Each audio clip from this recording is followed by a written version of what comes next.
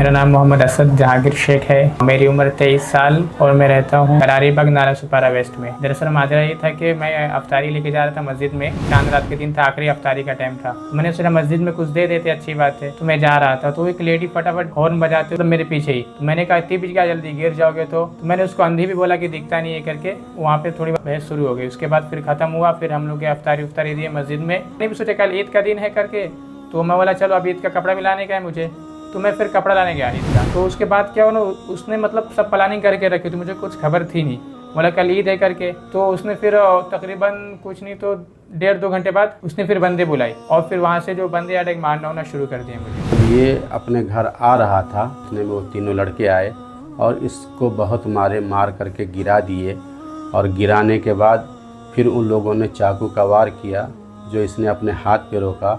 जब इसके हाथ से खून निकलने लगा तो फिर ये लोग छोड़ करके रिक्शा में बैठे और सीधा जा कर के पुलिस चौकी में जाके कंप्लेन किया। कंप्लेन करने के बाद फिर हमारे घर पुलिस आती है। हमने हालात को भांप लिया कि ये हालात हमारे मुखालिफ हालात हैं। चांद रात है तो हम बच्चे को लेके जाएंगे तो हमारे बच्चे को पुलिस अरेस्ट कर लेगी।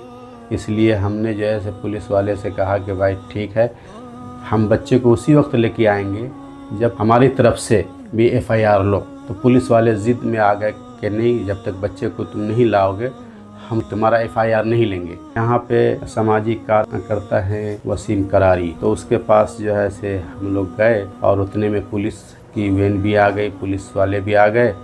तो पुलिस वाले ने से वसीम करारी ने कहा कि इनके ख़िलाफ़ FIR तुम लिख चुके हो क्या? बोले हाँ लिख चुके हैं।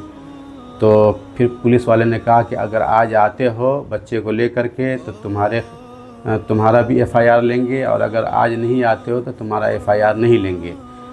तो वसीम करारी ने कहा कि जब FIR हो ही गई है तो ऐसा करो कि कल ईद है, इसको ईद की नमाज़ पढ़ने दो और फिर ये तुम्हारे पास चला जाएगा, हाजिर हो जाएगा।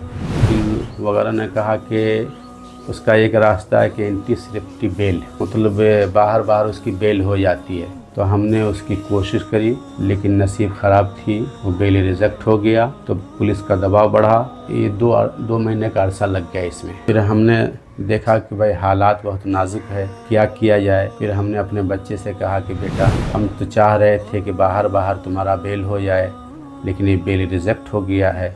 अब एक ही रास्ता है कि खुद सुपुर्दगी कर दो और फिर हम तुम्हारा बेल हम करा लेंगे। फिर ये तैयार हुआ। फिर पुलिस वाले को हमने फ़ोन किया कि सर मैं बच्चे को लेकर के आ रहा हूँ। फिर बच्चे को लेकर के रात में गए। घबराहट सी महसूस होती थी कि मतलब मैं कहाँ फंस गया, क्योंकि ये मेरा लड़ाई जो है ना, झगड़ा वो मेरा फर्स्ट टाइम हुआ था किसी इलाके में, और इतना कुछ हो गया। अभी रमज़ान के महीने मुझे काफ़ी अफसोस भी था और मुझे काफ़ी टेंशन भी आ रहा था कि अब ना जाने क्या होएगा, कैसे होएगा। तो मतलब वही सब टेंशन दिमाग पे जो है लगा रहता था।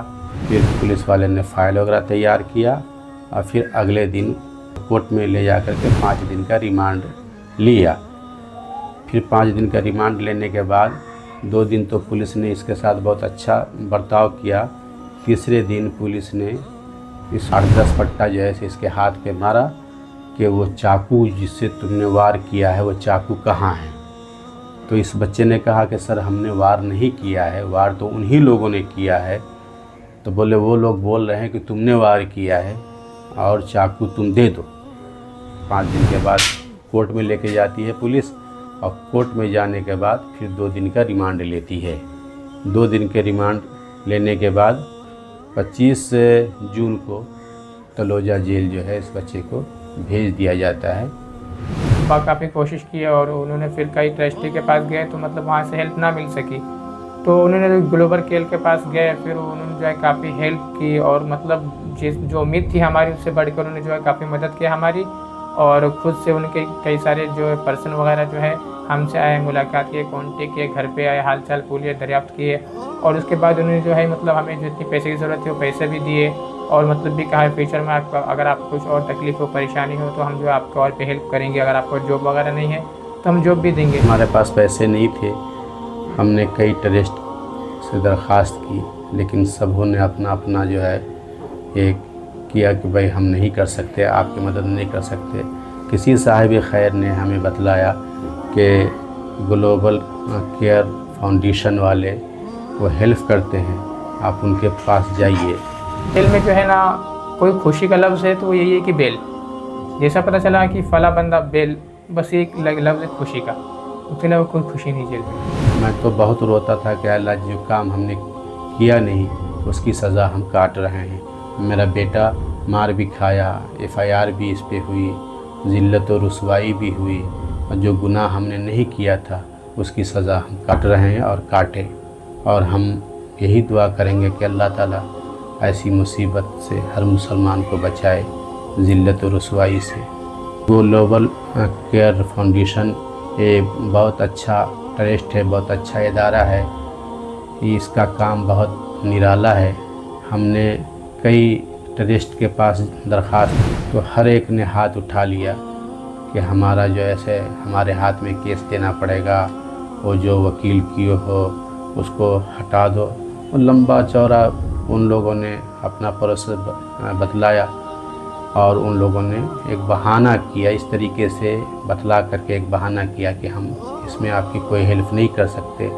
अल्लाह तबारक व तआला ग्लोबल केयर ट्रस्ट वाले को जज़ाए खैर दे कि जब हमने इनसे मुलाकात की तो इन्होंने हमारा भरपूर ताउन किया, जैसा ताउन करना चाहिए था इन्होंने ताउन किया। हम दुआ देते हैं कि अल्लाह तबारक व तआला कि इन्होंने हर तरीके से हमारी मदद की, और सिर्फ़ हमारी ही नहीं बल्कि जो भी बंदा वहाँ जाता है मायूस नहीं लौटता है। हर एक वो लोग काम करते हैं, अल्लाह तबारक व तआला उनको जज़ाए खैर अता करे।